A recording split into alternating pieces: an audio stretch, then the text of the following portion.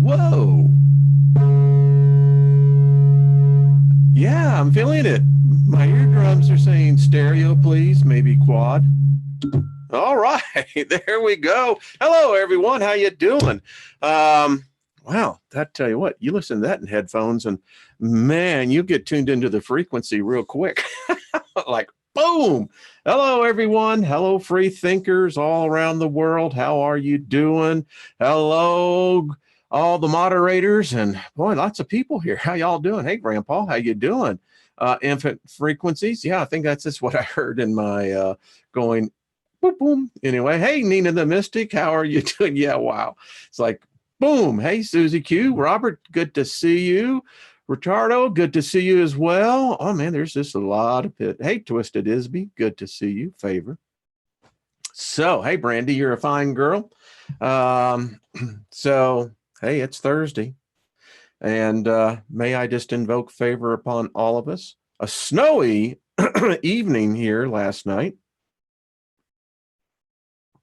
And I don't know, I think we got about 6 inches of snow. Beautiful. Nice heavy snow, a lot of water in it. So hey, I love the snow. I love wintertime. And that's what we got. Summer, winter. So boom. Hey, may I invoke favor on your life. Nothing missing, nothing broken be found in you. Meditate on that a while. It'll give you some insights. Happy birthday to everyone who's having one. Hey, another year. I also think about anniversaries, the moments of our lives. Some great songs like that that have that lyrics, which is a great lead in to tomorrow. Lisa Barnett will be on the Akashic Record Memories. We're going to be talking about that as well. And tonight, a little self-promotion over on the artistfirst.com network, the Steiger Perspective, 10 p.m. Eastern Time, 8 Mountain, et cetera, et cetera. Tonight, we're going to be talking about we're all bozos on this bus. So tune in early, get your seat before everyone else does. And we're going to talk about, yeah, to those of you who, well, I'm going to see exactly where some people's vibration is at. To those of you who remember Fire Sign Theater, you'll particularly know what I'm talking about. And anyway, check it out. That's all I can say, folks. It's going to be fun. Hey, Ronald, how y'all doing? Man, there's a lot of folks here. So good to see everyone. Thank you for tuning in. I value your time as much as I do mine, and I won't waste it, and for neither one of us. So that's just how I feel. Little kind of side topic here. How many of you have been keeping up with what they've been finding in the high desert and actually out in the Mojave Desert in California? If you don't know about this, check into it, folks. They're finding huge rifts that have opened up. Had an email from someone, and I forget where that person is. I'll get the lake that she lives at. Yeah, there's a lot of stuff happening that's not being reported out there. And check out, there is a recent white paper. Go over to Suspicious Observers over on Ben's channel, the Cascadian Seduction Fault Line. Something that we just need to be aware of, folks. Something is happening underground, and I know it's on the record on my channel, Stephen Olson and I, when back in the days when we were doing our program, we talked about the fact that you could see this migrating northward, how it began down in South America, then has been migrating up through Central America, Mexico, and folks, it looks like it is now arriving on the West Coast. And so heads up on that one, folks. Just saying. All right. So we are into some interesting things. I mean, well, let me just say this. Remember, this is just a story. Now, it's a guy's story who says that he had a vision. All right, I'm cool with that. I've read lots of books where people had visions. And I mean, what I love about Emanuel's work here, it's some of the most descriptive I've ever read. Excuse me, we've covered a lot from the Liber Lilith gave us a real what I would call an intelligence upgrade in a different perspective. And when I read something of Swedenborg's work, to me, it's a fascinating journey. I look at it like this, folks. This is my attitude towards all of this. I look at it like I'm taking a roller coaster ride. I don't know. It's an amusement ride. Think about that. It's to our amusement. Well, amusement stimulates creativity, sensitivity, heightened awareness. And so when I get into these descriptions like this, I let my imagination run. And you'd be surprised how much your imagination can run. But I want to state this very clearly. You know, I don't recommend any God. You know, it is on the record. I have rejected all of these world gods, the God of the Bible, the Quran, the Torah, the Vedic. I mean, listen, my attitude is this. I was meditating on this morning, and I had some great revelation. Any God or deity that demands or requires blood is no God for humanity. And if it's requiring blood, that means it's killing, murdering us. And when it commands us to go kill others like us, that ain't cool. I don't care how you paint your face. That's just not cool. Listen, if that's the epitome of the highest intelligence there is, folks, there's no hope.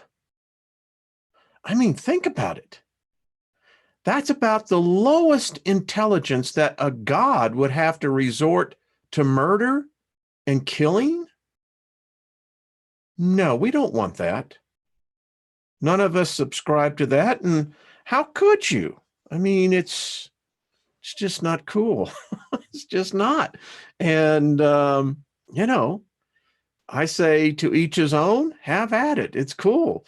But, you know, this bus, you know, we don't get into that. And a lot of us, it's taken us a long time to deprogram ourselves, to getting out of that. And yeah, someone says, Peter, you are spot on. That sounds like the gods of hell. Yeah, it does. I have finally gotten the creativity of writing again. I was blocked for a long time.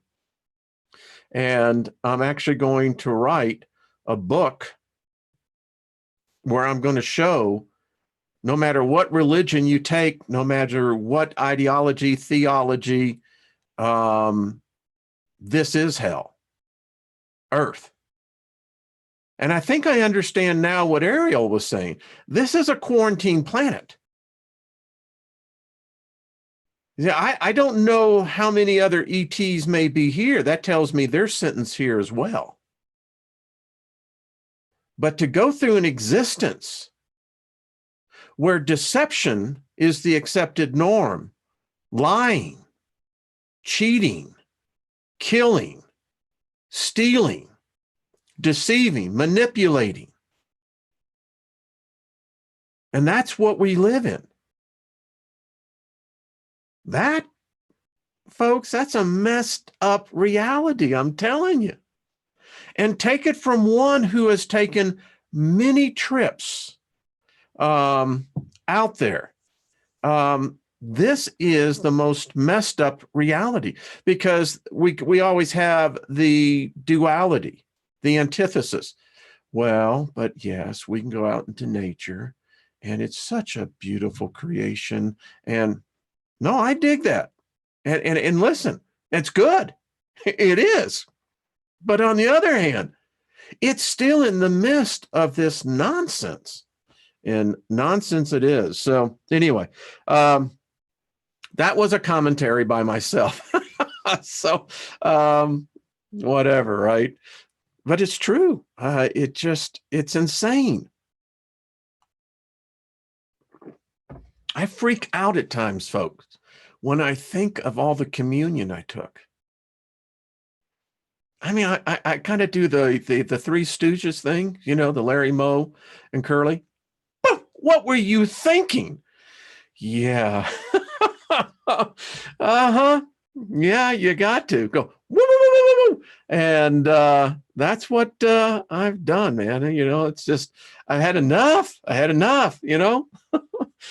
All right. So let's just do a very quick review for all of our, because we read some heavy things yesterday. We're going to read some heavy things today. So here we are. Folks, I had the most intense immersion in this thought. And this is what we're going to read right here. In essence, what we read yesterday is that we are born into this physical plane, which I call the blending. For that is exactly what it is, a blending of our spirit, which is substance. We've learned this by now, that all spirits are not material, matter. They are substance from which matter comes from. Now, into these material, corporeal bodies is what we blend with. When I was meditating, this is what I was shown. This process takes about 7 to 8 months. You think about the complexity of your spirit being blending into physical matter, a body. The complexities are beyond all of our comprehension. We can map it out physiology-wise with charts, graphs, pictures, but we haven't a clue to what's really happening here. And this is, folks, a blending of your spiritual energy, your spirit energy of the essence of who you are. And it's not an instantaneous process. It's complex, it's laborious, requires a lot of energy. And even after a lot of energy has been expended into the blending process, sometimes within the blending, something goes wrong. I was shown that there are many times individual spirits who decide no. I was also shown that many times the body will not be compatible with the spirit form, and that process aborts out. Think about this, meditate on it, because it's quite mind-blowing when you think about the process of spirit, mind, body. So we also found out When we all die, we go through what I call the separation, for that is what it is. It's the separation of the spirit from the body back into a natural state of substance. This process varies due to the impact each spirit experiences when the physical form is here. Now, let me continue with, many spirits lose by choice their remembrance of their natural state of being and resist going back.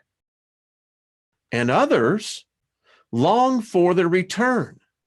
This is why some can transition quickly, almost instantaneously, while others, it can take years before they will surrender and let go. This separation process is really interesting. I was talking with my wife about this in what, in what she encounters daily.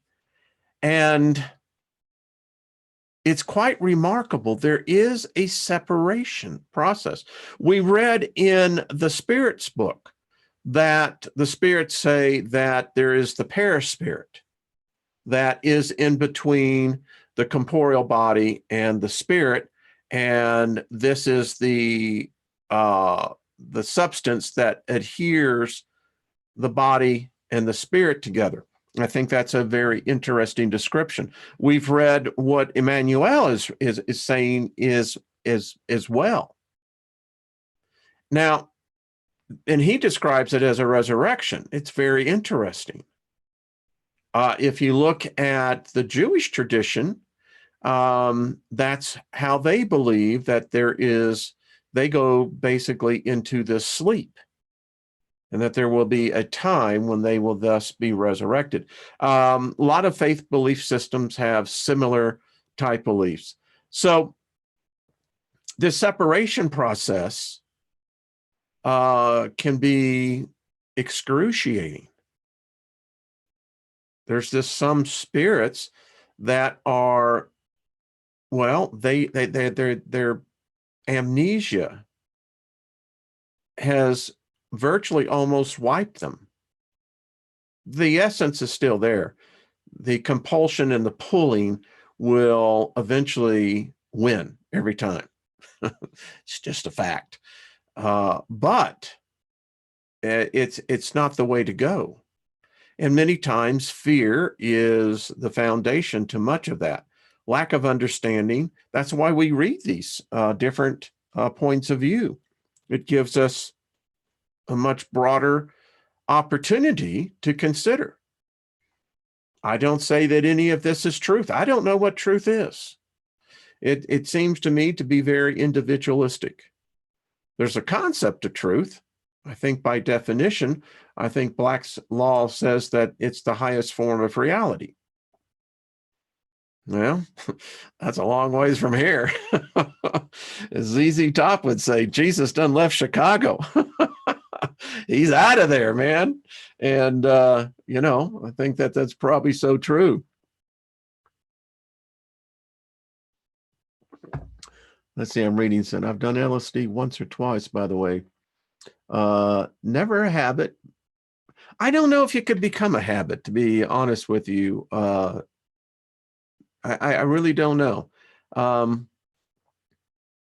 think you get to a point where I did that there was nothing more to be gained from it. It was like, okay, I've been in alternate realities. By the way, getting back to the blending, do you know why it's so difficult for you? Not your body. The body is going to go through a natural process that's passed on to everybody. But it's you individually. You see, as natural spirit beings, we are used to flying. We're used to traveling at the speed of thought. We're used to being in a spatial time dimension where it's not anchored to time, at least not in the time that we perceive time to be. And when I was meditating, this is what I saw. So at the actual point of birth, for most, those that take a C-section, I'm not sure, probably has the same effect, but the body is virtually a protective cocoon for the spirit as it enters into the physical realm. Otherwise, I don't know if the spirit could potentially handle it. And then as you are born into the laws of this realm, it takes you months to figure out how to adjust to this body. I think there's moments of clarity where all of us realize we can't do what we used to do. We can't fly the way that we used to fly. We're trapped. It's a trap. But nevertheless, we do it. And it takes us, quite a while for us to begin to adapt our spirits, the body, and the laws that govern this realm, gravity being one. Yeah, that's all part of that blending.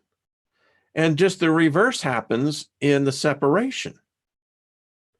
You become so used to being trapped in your body and the laws that govern this realm that the next realm, that is your natural realm, it's foreign to you.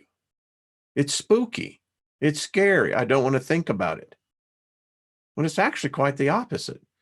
So, yeah, let's get into it. We got some good reading to do here today, folks.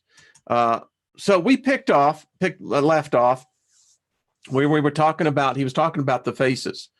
And we pick up now, and he says, I've seen faces of angels of the third heaven, so beautiful that no painters, with all their skill, could render a fraction of their light with their pigments or rival a thousandth part of the light and life that show in their faces. The faces of angels of the outmost heaven, though, can be mirrored to some extent. Interesting. I believe this. I've had visions of our natural state that we are literally light beings. I mean, I have seen that many times. Anyway, finally, I should like to offer a secret no one has ever known before. I like these type of things. Namely, that everything good and true that comes from the Lord and makes heaven is in the human form. Okay, so means that we'll be bipedals. I mean, that's what it's saying. This is true not only of the greatest whole, but also of every least part. This form influences everyone who accepts what is good and true from the Lord, and causes everyone in heaven to be in a human form according to that acceptance. Well, that's broad. I mean, it gives a lot of variation. This is why heaven is consistent with itself in general, and in particularly, why the human form is the form of the whole, and each community, and of each angel. I need to add here that this is also the form of the details of thought that comes from heavenly love in angels. Now, my analytical mind is going, okay, so is this saying that, for instance, the homogeneous of man, let's say Neanderthalis, Cro-Magnon, I mean, we can go through all the different subspecies. Is this indicating that they are in their own community?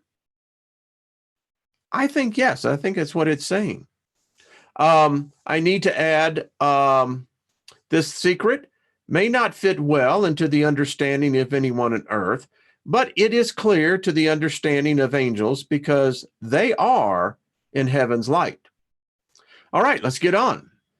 After death, we enjoy every sense, memory, thought, and affection we had in the world.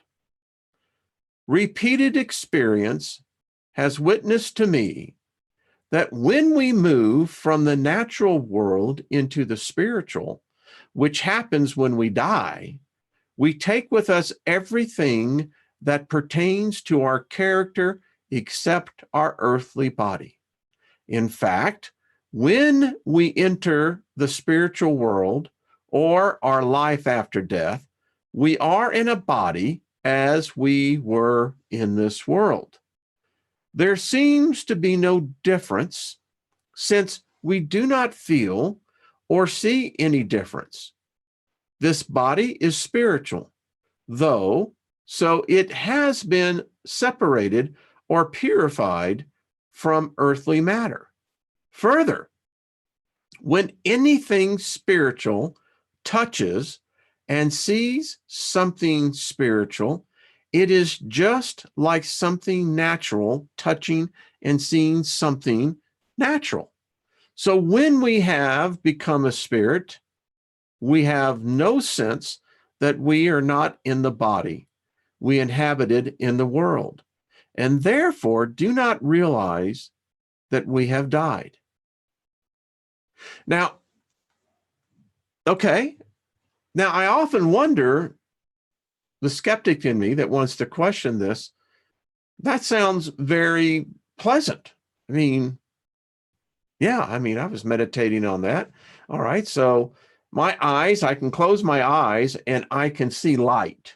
You know, my eyelids will only block so much out. But even in a darkened room, with our eyes closed, we still see light. All right, so here's the analytical part of me. I'm going, okay, so I know that my eye as an organ, I understand how that works. It takes in light, which light is energy, photons. And it does amazing things because we actually see upside down. And our eyes correct that in where we see everything in this three-dimensional point of view. Okay? That's all physical. And then the brain is processing all this. But this is indicating that there is also apparently a brain that works in the spirit body. I mean, come on, folks. When you die, you're not going to become a freaking genius if you basically can't pass first grade math. I mean, I think some people think they're going to get this upgrade, you know? As I said, if people were pricks here, they're going to be pricks out of there. And you can go on with that. All right. As spirit people, and I love that term, as spirit people, that's what we are. We enjoy every outer and inner sense we enjoyed in the world. We see the way we used to. We hear and talk the way we used to. We smell and taste and feel things when we touch them the way we used to. We want, wish, crave, think, ponder, are moved, loved, and intend the way we used to. Studious types still read and write as before. In a word, when we move from one life into the other, or from the one world into the other, it is like moving from one parallel physical place to another. And we take with us everything we owned as persons to the point that it would be unfair to say that we have lost anything of our own after death, which is only a death of the earthly body. We even take with us our natural memory, since we retain everything we have heard, seen, read, learned, or thought in the world from earliest infancy to the very end of life. However, Since the natural objects that reside in our memory cannot be reproduced in a spiritual world, they become dormant in the way they do when we are not thinking about them. That's interesting. Let's ponder that a second. Is that what happens right now to us right now, that there are aspects to our spiritual being, the essence of us, that are just dormant? I don't know. Seems like it. So, dormant. Now that brings up a whole lot of possibilities. Can we find a way to revive those memories? This is interesting. And it's also, I think, very encouraging, particularly with, the modern day plagues today of dementia, brain disorders, Alzheimer's, etc. They're going to get those memories back. Even so, they can be reproduced when it so pleases the Lord. Now, again, for reference for myself, I don't know who Lord is. The Lord here is a title. So I can understand that as a title. It represents an office, a position.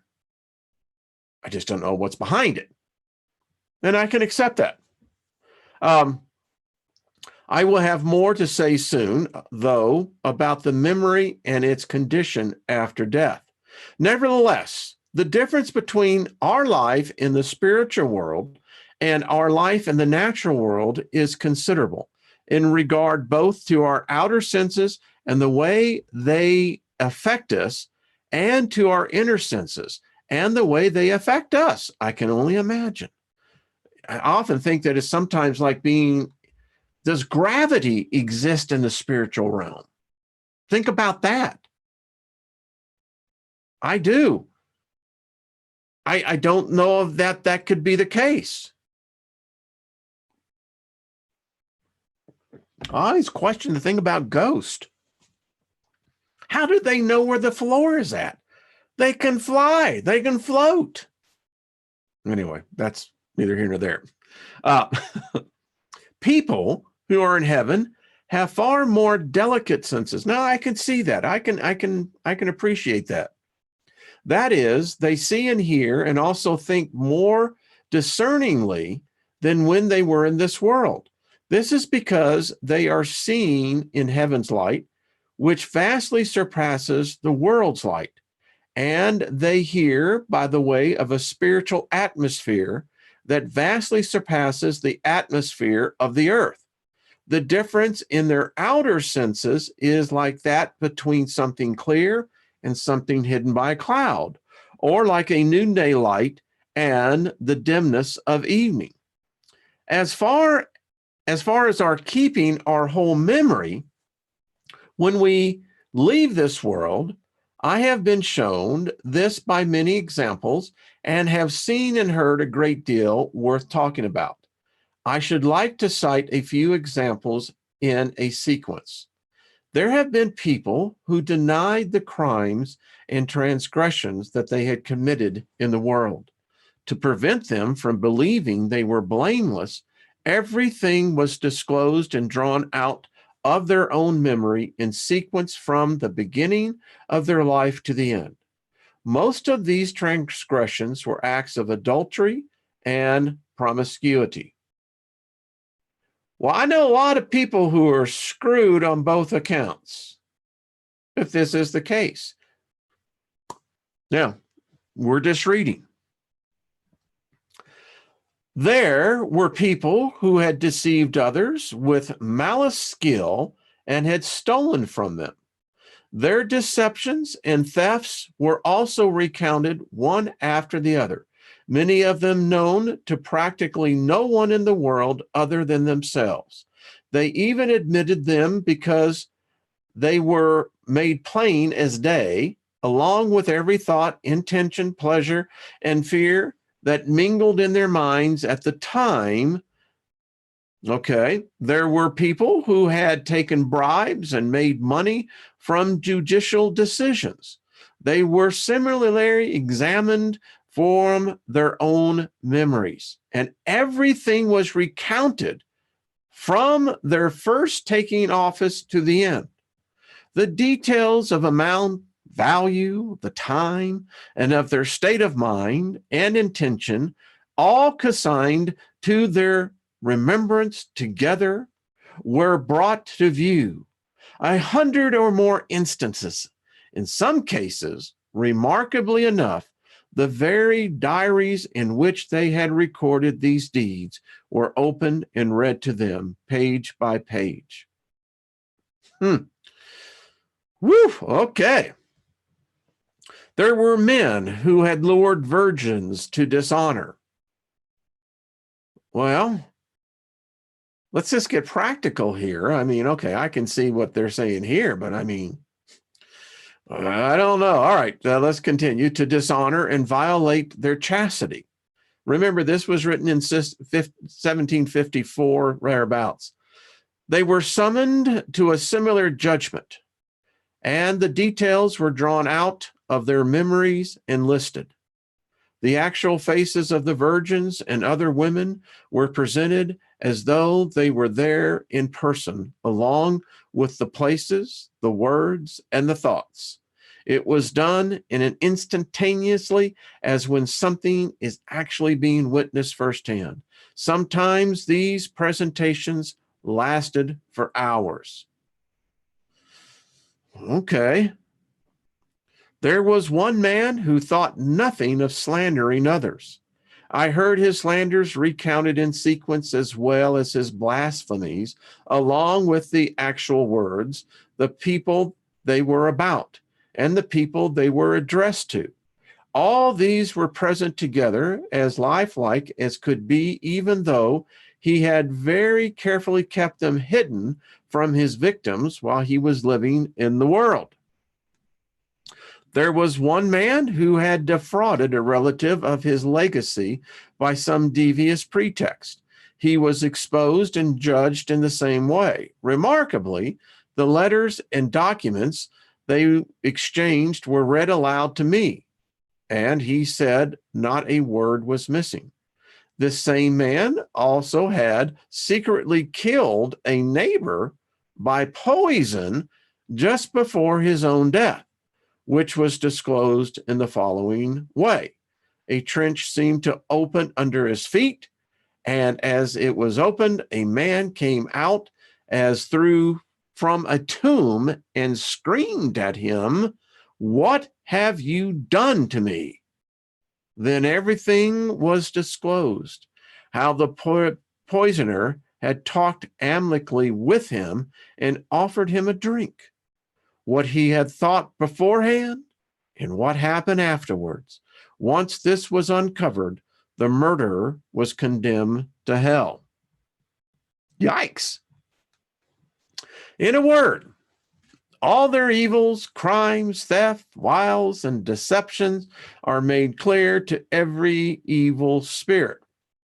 They are drawn from their own memories and exposed. There is no room for denial because all the circumstances are presented together. I also heard that angels have seen and displayed from the memory of one individual everything he had thought one day after another over the course of a month, with never an error, recalled as though he himself were back in those very days. We may gather from these instances that we take our whole memory with us, and that nothing is so concealed in this world that will not be made known after death, made known in public. I mean, folks, we just stop here. Seriously? I'm not disputing this is this guy's vision, but then wouldn't you have to put God on trial as the same? You can't judge an individual for being imperfect when the individual was never perfect to begin with. That's insanity. Would not the originator of all of this misery, all of these traits, temptations, wiles, the vials of everything they say of the sin of the flesh, would that not rest upon the originator and not the victim? You see, this is how now, someone could say, well, there's a different point of view. We're reading one. But the problem here is that I see earthlings, humans, being judged in a circus that was made before they ever entered in. And now they're being judged on their performance. That's nuts. But anyway, that's why we have class. This is why we discuss these things. Because you got to let reason come in here. I'm not saying that this isn't the case. Who knows? No one knows. I haven't talked to anyone that's been there and back, other than maybe myself, right? All right.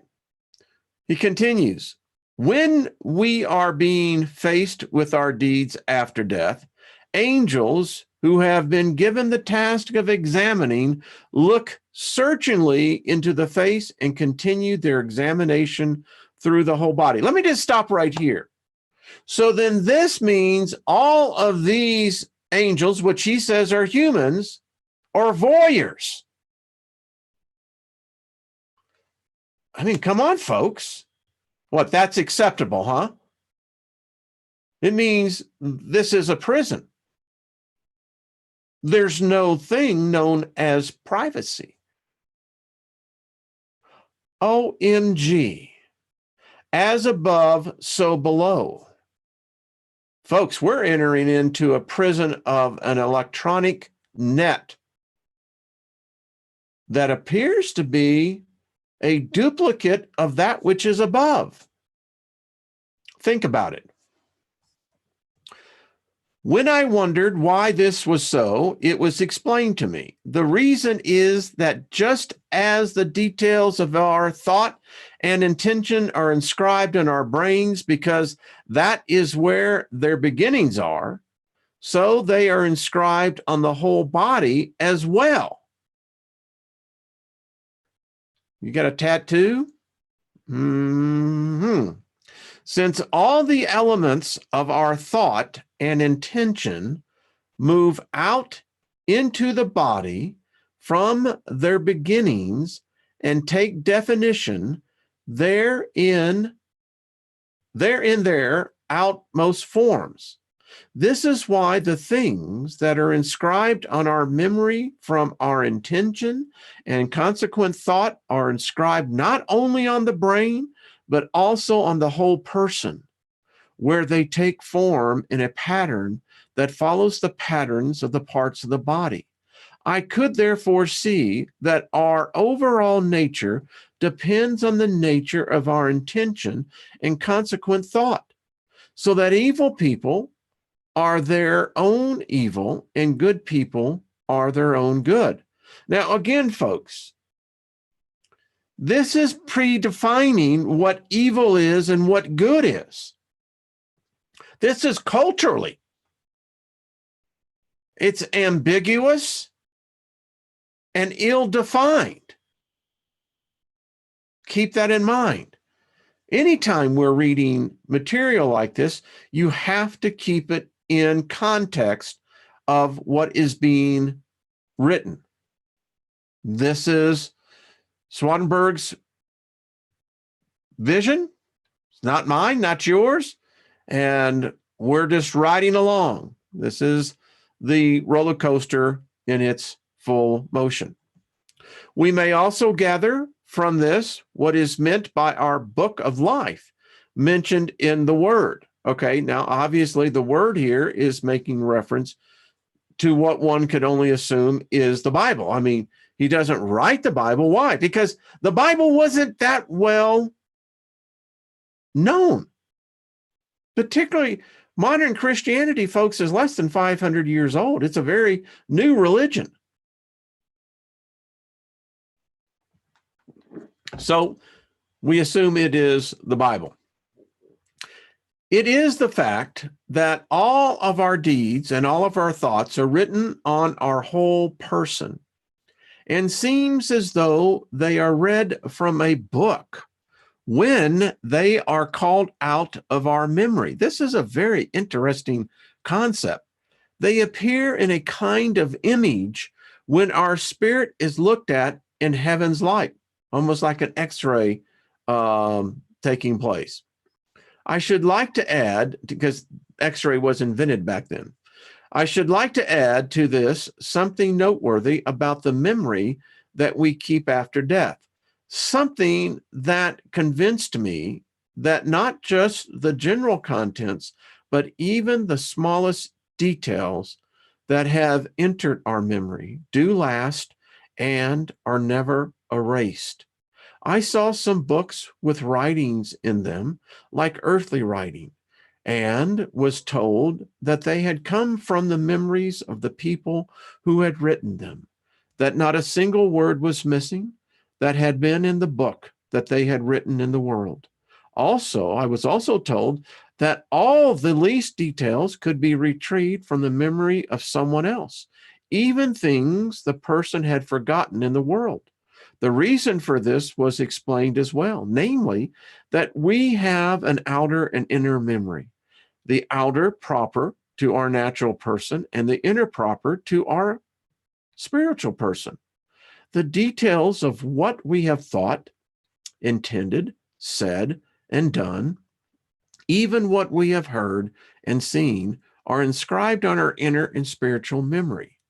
There is no way to erase anything there, since everything is written at once on our spirit itself and on our members of our bodies, as noted above. This means that our spirit is formed in accord with what we have thought and what we have done intentionally. I know these things seem paradoxical and hard to believe, but they are true nevertheless. Let no one believe then that there is anything we have thought or done in secret that will remain hidden after death. Believe rather that absolutely everything will come out into broad daylight.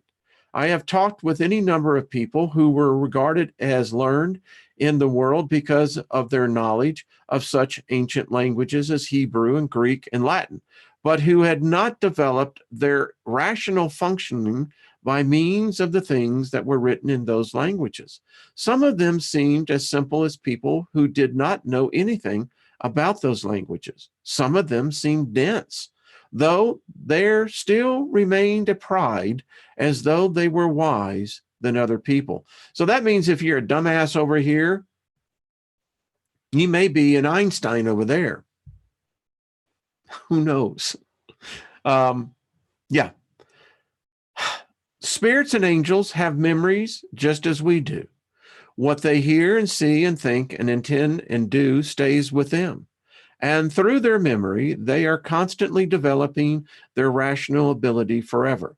This is why spirits and angels are being perfected in intelligence and wisdom through experiences of what is true and good, just the way we are. Well, that's a real paradigm when I look at that in as much that, just to stop here and you give this some thought. I mean, I was meditating on this. So what this is implying, that existence is predicated in a preconceived reality, universe, spiritual universe, I guess, too, where the conditions of good and evil were already set into place. Now, how that's defined, to me, it's like herding cats. You can't tell me what evil is, and you can't tell me what good is without making a reference to a religious theology. Or you're going to give the rationale of a moral compass, a moral center. Okay. But wouldn't that imply then to the higher intelligence? What's the purpose here? These are the things that I question. Because again, I see no accountability given to the originator of this construct, of this matrix. I think the architect, well, I think basically it's got its cranium so far up its rectum that the gray matter has been replaced by the fecal matter. It's just how I see things. And then to have the gall and the audacity to try to hold me to a set of values that were already pre-described within that. You know, there's no accountability given that I've seen in any of this so far. What happens to the child who is beaten to a bloody pulp, that has to fight through the fear? You can't come and tell me that that child's life was not altered on a path that prior to that event would have gone in a different direction. And now you're going to use these set of morals to judge that child as an adult? No, that's not justice.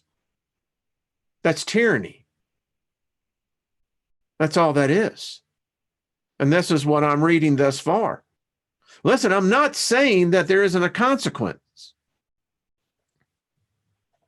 But this is nothing more than Judeo belief systems. That's why, although I enjoy the read, I think it has to be brought out. Once again, this is the mindset of the individual that experienced this. This was the filter by which he processed everything by. I wonder if, in fact, that if the process could have been different, had a different point of view of the subject been viewed. I mean, seriously, are you telling me that a Muslim is going to agree to this? How about a Hindu? I mean, we can go right on down the list. They would read this and they would say, now, wait a minute. That's not how we've been taught our God works. It's just, you know, folks, just using rational common sense, a debate here. It's just, that's what we do here. All right, I'll continue this page and then we'll wrap it up here. I've been shown that spirits and angels have memory by a great deal of experience as well. I have seen everything that they had thought and done called up from their memory, both in public and in private. When they were with other spirits, I have also seen people who have been focused on some truths for simple virtue become steeped into insights and in a consequent intelligence and then taken up to heaven. Well, we're going to break it off right there. We'll probably pick this up on Monday. It's just good stuff, folks. It really is.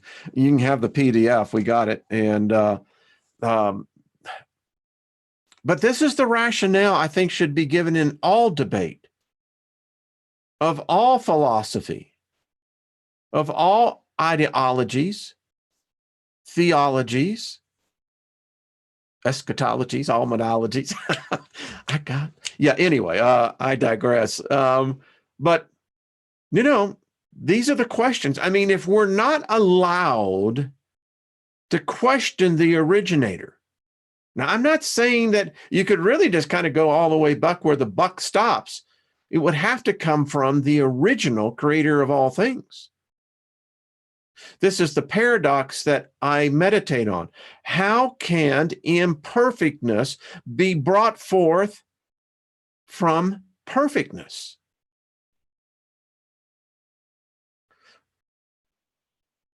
Go back and watch the video. I mean, many of you have watched it. You know what we're talking about. It's a conundrum because it gets down to basically zero energy when you look at it. Zero energy, meaning in this case, the guilt can only be put upon one thing. Not everything that's gone through it as a result. Because there's a predictableness. No matter what the infinitesimal potential of odds are they're all going to be pointing in one particular direction. You're going to have casualties. And that sucks. I mean, that's what we're saying is the mindset here. Well, you know, Fred was really a nice guy. I had no idea that, you know, he was freaking perverts, but, you know, and, well, what the hell? That was my wife, you know? And, well, serves them fine. They should go to hell. Wait a minute. Isn't that pride? I mean, so by that way of thinking, then you're going to go with Fred and your wife. You see, this is just nuts. But we have doing it, don't we? We do. We learn and we grow, and we keep a smile, and we try to keep a balance here. And we have fun doing it. All right, folks. I appreciate all of you. Thank you, free thinkers. You're beautiful souls. We'll meet on the other side. I can assure you that. And in the interim, we're going to have a lot of fun. Tune in tomorrow with Lisa Barnett. I think we're going to have a lively, wonderful conversation. And tune in tonight. We're all bozos on this bus. Our species, folks, it's disintegrating. I'm not making this up. It literally is disintegrating. And the evidence is everywhere. I just often wonder, how can we escape this? Think about it. That's the clue right here. I don't know. All right, folks. Much love to you. We'll see you later for sure. All right. Bye-bye.